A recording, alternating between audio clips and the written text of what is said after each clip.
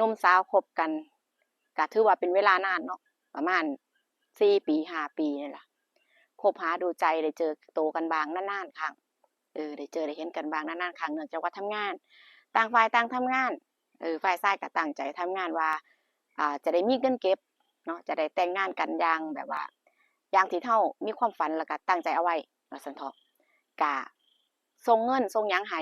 เป็นประจำส่งเงินส่งหยังให้แฟนเป็นประจำที่คบกันอยู่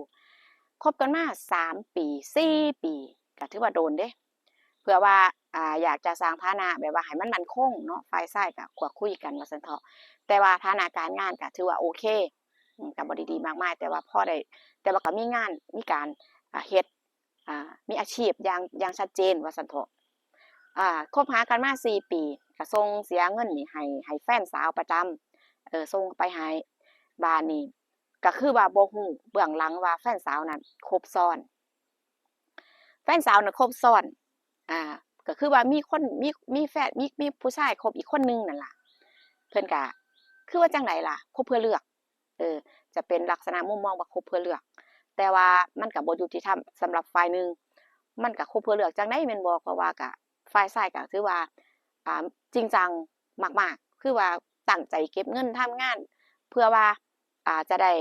แต่งงานกันจังซี่นะก็มีการพูดคุยกันว่าปีนั้นปีนี้เฮาแต่งงานกันจังซี่เนาะก็บอกพ่อบอกแม่เรียบร้อยพู้นเด้แต่ว่าผู้หญิงนั่นกลับไปคบซ้อนบาดนี้ไปมีผู้ชายอีกคนหนึ่งก็คบแบบสนิทสนมแบบเท่าๆกันกับคนที่คบกันมาเป็น3-4 ปีนี่เด้ซึ่งผู้ชายคนใหม่เนี่ยก็บ่รู้จักกันบ่นานดอกประมาณปีหนึ่งรู้จักกันมาแต่ว่าก็คบซ้อนจนว่าเป็นปีเนี่ยอีกฝ่ายหนึ่งก็บ่รู้เลยซึ่งบ่เคยแบบว่าบ่เคยสงสัยแล้วก็บ่มีความเชื่อใจเนาะบ่มีพิรุธจังซี่นะบ่เคยสงสัยในตัวแฟนสาวเลยว่าซั่นเถาะบัดนี้คือว่าอีกฝ่ายหนึ่งเนาะแฟนอีกฝ่ายหนึ่งหนุ่มอีกฝ่ายหนึ่งก็แบบว่าในความแบบว่าคบซ้อนก็มันก็มีความรักในระดับหนึ่งคือกันเดะแม่นบ่ล่ะถึงว่าสิเป็นคนที่1ที่2ก็ดีแบบมันเกิดแบบว่าบ่พอใจว่าซั่นเถาะแต่ว่าอีกฝ่ายหนึ่งรู้เด้ว่าผู้หญิงเนี่ยมีมีแฟนเป็นตัวเป็นตนถึงขนาดว่าจะแต่งงานกันน่ะนะแบบว่าอีกฝ่ายหนึ่งบ่พอใจจังซี่นะบ่พอใจก็เลยแบบสิเฮ็ดจั่งใดน้อให้ผู้หญิงเพิ่นเนี่ยเป็นของเราคนเดียวจังซี้แหมคือมีความคิดแบบนี้ว่าซั่นเถาะทีนี้เพิ่นก็อ่าพยายามแบบว่าติดต่อทุกช่องทางกับแฟนคนแรกว่าซั่นเถาะอืมกับแฟนเก่าว่าซั่นเถาะก็สิคนแรกว่าซะพยายามติดต่อจนทุกช่องทางจนได้เป็นเพื่อนทางเฟซเนาะอืมเป็นเพื่อนทางเฟซแล้วก็คือว่าคันเป็นเพื่อนกันเนาะก็ทักหากันได้อิหยังคุยกันเนาะแชตหากันได้แบบนี้เออก็ทางหนุ่มทางฝ่ายนี่ก็ทักแชตหาเนาะก็พูดคุยว่า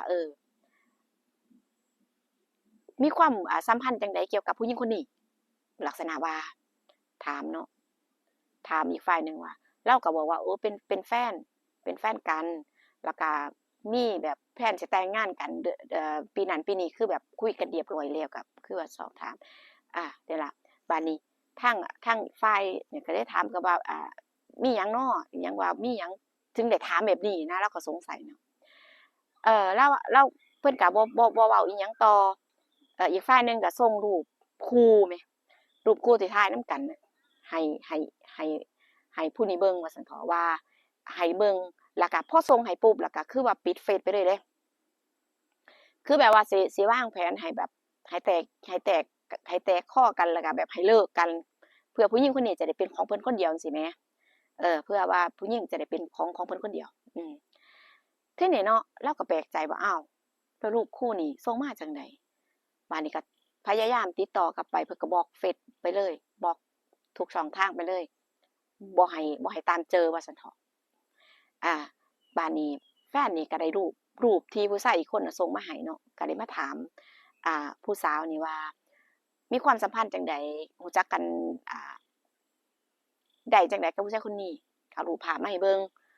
ก็เอารูปภาพมาให้เบิ่งว่าผู้ชายคนนี้เป็นไผจังซี้นะก็ถามด้วยความที่ว่าเป็นแฟนเนาะเราก็อยากรู้อยากให้แบบว่าคลายความสงสัยน่ะนะว่ามันเป็นหยังเขาคือจังซี่จังซี้นะบัดนี้แฟนสาวนั่นก็ถามว่า ได้รูปนี้มาได้จังใดจังซี่นะเล่าว่าตอบก่อนว่าผู้ชายคนนี้เป็นไผแล้วรู้จักกันได้จังใดรู้จักกันมานานหรือยังเออทางผู้สาวนั่นก็อ้ำๆอึ้งๆเนาะแต่ว่ากับคันสิปฏิเสธไปก็ย้านว่าทางฝ่ายผู้บ่าวนี่ฮู้เรื่องราวแบบหลายแล้วจังซี่นะคือแบบว่าก็บ่กล้าสิปฏิเสธแล้วก็บ่กล้ายอมรับมันก็อ้ำๆอึ้งๆเนาะอ้ำๆอึ้งๆบัดนี้ก็เลยบ่ตอบก็บอกแค่ว่าก็ว่าบ่ตอบก็ตอบว่าเป็นเพื่อนกันบัดนี้ทางแฟนนี่ก็ว่าถ้าเป็นเพื่อนกันก็อยากเจอหน้านัดมาเจอแหน่ได้บ่คือแบบมันสงสัยเนาะมันสงสัยแม่นบ่คนเฮาถ้าเฮาสงสัยหยังเฮาก็ต้องพยายามอยากจะรู้อยากให้คลายความสงสัยเจ้าของนั่นน่ะอ่าบัดนี้แฟนสาวก็ว่าได้เดี๋ยวสินัดเจอให้เป็นเพื่อนกันมันน่าจะเล่นแบบขำๆอิหยังแบบหยอกๆหล่าๆแต่ว่าฝ่ายชายก็บ่เว้าหยังต่อก็โอเคก็โอเคก็ว่ามื้อใดที่ว่าอันนั้นก็บอกเดี๋ยวเพราะว่าแฟนน่ะว่าพร้อมเสมอว่าจั่งซั้นพร้อมเสมอถ้าเกิดว่ามีงานมีหยังก็สิมาเจอได้ว่าซั่นเถาะคืออยากรู้จักแรงแฟนก็อยากรู้จักแรงเนาะที่นี่แฟนสาวก็ว่าได้ๆเดี๋ยวถ้าเกิดว่าเขาว่างหรือเขาพร้อมมื้อใดก็สิโทรหาจังซี้นะเราก็ได้สบายใจในระดับหนึ่งเออบัดนี้ทางฝ่ายชายก็สบายใจในระดับหนึ่งนั่นล่ะเพราะที่นี่ว่ามื้อนั้นนะมื้อนี้มันก็เกิดแบบว่าแฟนนั่นก็แบบเลื่อนมื้อนี้ก็ว่ามื้อนั้นเสาร์ก็ว่าอาทิตย์ก็ว่าจันทร์แบบว่าก็ว่าเขาบ่ว่างเขาติดงานเขางานยุ่งซึ่งเขาแบบงานหลายจังซี้ก็ว่าไปว่าซั่นเถาะแบบว่าบ่บ่ได้เจอกันจักเทื่อเนี่ยนะทางอ่าฝ่ายแฟนนี่ก็แบบเริ่มหนักใจขึ้นมาอีกแล้วสงสัยมันเป็นจังไดทีนี้ก็บ่ไปคัดค้านบ่ไปพยายามกดดันฝ่ายหญิงเราก็แบบว่าเอ่อสืบหาความจริงด้วยตัวเองจังซี่ก็ลักษณะแบบว่าสะกดรอยแฟนเจ้าของแบบว่าจับผิดนั่นล่ะว่าง่ายๆซะเวลาไปหันไปนี่เนาะก็มีวันหนึ่งที่แฟนสาวน่ะแบบว่าคือจังกับแบบนัดแนะกับผู้ชายอีกคนนั่นล่ะก็ว่าไปเที่ยวไปหยังกันเนาะไปเที่ยวไปหยังกันบัดนี้ก็เลยก็เลยตามไปคนสิจับผิดคนเนาะก็ตามไปเพิ่นก็ไปเที่ยวคล้ายๆแบบสถานที่ท่องเที่ยวแบบว่าอ่าจุดชมวิวอิหยังจังซี่ล่ะไปเช็กอินอิหยังกันแล้วก็กลับนะบ่ได้ไปค้างคืนอิหยังดอกทีนี้ก็ไปเจอแฟนก็ไปเจอว่าผู้สาวเนี่ยก็อยู่กับผู้ชายที่คบซ้อนเนาะไปเจอเพิ่นก็กะหนุงกะหนิงกันคือแบบคนรักกันเนาะคบซ้อนก็สิจั่งใดก็ได้ก็รักกันในระดับหนึ่งแม่นบ่ก็หวานกันกะหนุงกะหนิงก็คือแบบไปเที่ยวแม่นบ่มันก็มีความสุขเนาะก็มีความสุขบัดนี้ทางฝ่ายนี้ก็เดินเข้าไปหาเลยเดินเข้าไปหาเดินเข้าไปหาเดินไปทางหลังเนาะเพิ่นก็บ่เห็นเนาะเดินเข้าไปหาก็ไปถามว่าอ่ามาเที่ยวก็บ่ชวนเนาะทางฝ่ายนี้ว่าเนาะมาเที่ยวก็บ่ชวนเลยเนาะว่าเพิ่นก็หันมาก็ตกใจเนาะแฟนสาวตกใจหน้าซีดเลยว่ามาได้จั่งใดจังซี้นะซึ่งคือว่าเราก็จับพิรุธเนาะเราก็จับผิดว่าซั่นเถาะอยากจะคลายความสงสัยนั่นนะอืมพอแฟนเข้าไปหันมาแบบตกใจแบบขีดสุดเลยแบบผู้ชายคนนั้นมันก็รู้อยู่แล้วแม่นบ่ล่ะว่าคนนี้เป็นไผเพราะว่าได้ได้พูดคุยในครั้งนั้นน่ะนะบัดนี้ก็มันก็แอบแบบยิ้มในใจแล้วว่าต้องมีการแตกแยกแน่นอนระหว่าง2คนว่าซั่นเถาะนั่นแหละทีนี้ก็เลาก็บ่เว้าหยังหลายเนาะเลาก็ถามแค่ว่าฝ่ายหนึ่งก็ถามแค่ว่ามาก็บ่ชวนเนาะเบิ่งเป็นตามีความสุขหลายเลาว่าเลาก็เว้าแค่นั้นแล้วเลาก็เดินหนีไปแล้วเดินหนีแบบเดินจากไปนั่นนะซึ่งฝ่ายหญิงก็บ่ได้เดินตามเดะก็บ่ได้เดินตามบ่ได้ง้อบ่ได้แก้ตัวหยังก็คืออยู่กับคนนี้อ่าทีนี้อีกฝ่ายหนึ่งที่ผู้ที่แพ้ว่าซั่นเถาะผู้ที่แพ้ผู้ที่เดินหนีเลาก็เข้าใจแล้วว่าฝ่ายหญิงน่ะเลือกอีกฝ่ายหนึ่งผู้หญิงน่ะเลือกอีกฝ่ายหนึ่งเพราะว่าเขาบ่ได้เดินตามเนาะเพราะว่าผู้หญิงบ่ได้เดินตามผู้สาวก็บ่เดินตามบ่ได้ง้อบ่ได้ขอโทษบ่ได้เว้าหยังเลยคือแบบก็อยู่กับผู้ชายคนนั้นเนาะบ่เดินตามว่าซั่นเถาะเลาก็เดินกลับไปก็ ก็บ่คุยบ่เว้าหยังต่อก็คือว่าอ่าเลิกกันแบบว่าถาวรก็แบบว่าบล็อกทุกช่องทางการติดต่อบ่ติดต่ออีกเลยคือแบบว่าเราพอใจแล้วแบบคือความรู้สึกมันเต็มเนาะมันเต็มแล้วก็มันแบบว่ามันเสียใจหลายน่ะนะก็บ่เรียกร้องบ่รื้อฟื้นบ่เว้าหยังก็ถือว่าเป็นลูกผู้ชายที่แบบว่าเป็นลูกผู้ชายเต็มร้อยจริงๆก็ในเมื่อมันเกิดเรื่องแบบนี้แล้วบ่รู้ว่าสิพยายามรั้งไว้หยังพยายามแบบว่าอยากจะต่อเฮ็ดหยังจังซี้นะต่อความสัมพันธ์เฮ็ดหยังจังซี้แล้วก็เลิกไปอ่าแล้วทีนี้ผู้หญิงนั่นก็ตกลงแต่งงานกับอีกกับคู่คนที่คบซ้อนเนาะก็ตกลงแต่งงานกันบัดนี้แต่งงานไปอยู่บ่ถึงเดือนเดะแต่งงานไปอยู่บ่ถึงเดือนบัดนี้เออก็ไปรู้อีกทีว่าผู้ชายคนนี้น่ะมีเมียอยู่แล้วเอาเป็นจั่งใดคือมาปิดความลับดีๆแท้นี่แหละเพิ่นว่าพ้อของดีแล้วก็ปล่อยให้หลุดมือไปเนาะ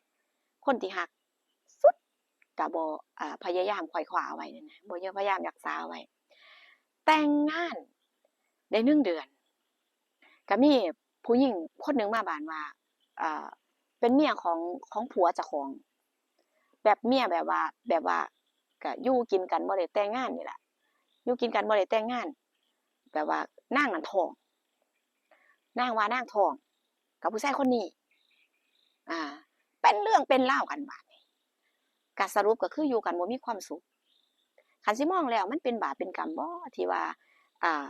ไปเฮ็ดไว้กับคนดีๆนั่นน่ะเฮ็ดให้เราเสียใจจังซี้เนาะแบบว่าได้เจอคนดีแล้วก็ปล่อยให้หลุดมือไปเนาะด้วยความที่ว่ามันอาจจะบ่แม่นคู่กันอาจจะบ่แม่นคู่อาจจะบ่แม่นเนื้อคู่เนาะเขาก็เลยแบบมีเรื่องราวที่แบบว่าได้บ่ได้สมหวังบ่ได้แต่งงานกันนั่นน่ะนี่ล่ะชีวิตคู่มันมีอิหยังที่แบบว่าเอ่อเกิดขึ้นได้อยู่ตลอดเวลาเนาะมันก็เป็นเรื่องธรรมดาถ้าบ่แม่นคู่เราแม่นจั่งใดก็บ่ได้อยู่นำกันดอกขนาดได้แต่งงานกันก็ยังได้เลิกกันคือเก่านั่นล่ะทุกคนก็มาเล่าสู่กันฟังเรื่องราวนี้น่าสนใจเดะเรื่องราวนี้เป็นเรื่องที่น่าสนใจแล้วก็แบบข้อคิดหลายแรงการที่เราสิคบไผสักคนหนึ่งเนี่ยเราควรสิทุ่มเทแล้วก็จริงใจกับเขาเนาะก็ต้องโฟกัสว่าเขาอะมีความสำคัญส่ำใดแล้วก็แบบว่าอ่าแบบรักกันแบบจริงใจนั่นนะอย่าสิมีแบบครบซ้อนมี1มี2เพื่อเลือกเพื่อหยังถ้าบ่แน่ใจก็อย่าให้ความหวังกันอย่าสิไปหลอกไปลวงกันนั่นนะเออคันสิเว้าแล้วก็ผู้เรานี่ก็เคยเจอนั่นล่ะก็สิเว้าแล้วเรื่องราวเรื่อยๆก็ถูกเจ้าของเนี่ยเจ้าของก็เคยเจอมาก่อนแต่ว่าก็สร้างมันเถาะมันผ่านไปแล้วก็คิดแต่ว่าถ้ามันบ่เป็นคู่เราจังได๋ก็บ่ได้แต่งงานกันดอกอันนี้เรื่องจริงเด้อประสบการณ์เจอกันคลิปหน้าฝากกดไลก์กดแชร์กด Subscribe เป็นกำลังใจให้กันนี่เด้อพี่น้องเด้อขอบคุณทุกคอมเมนต์ของพี่ๆอ้ายๆพี่ๆอ้ายๆนะคะอ้ายชายทั้งหลายที่มาให้กำลังใจเด้อขอบคุณหลายๆสามารถคอมเมนต์มาคุยกันได้คอมเมนต์มาคุยกันได้ผู้บ่ยิงนะคะผู้บ่ยิงนะคะขอบคุณทุกคอมเมนต์แล้วก็ขอบคุณทุกกำลังใจที่มีให้กันเจอกันคลิปหน้าสวัสดีค่ะ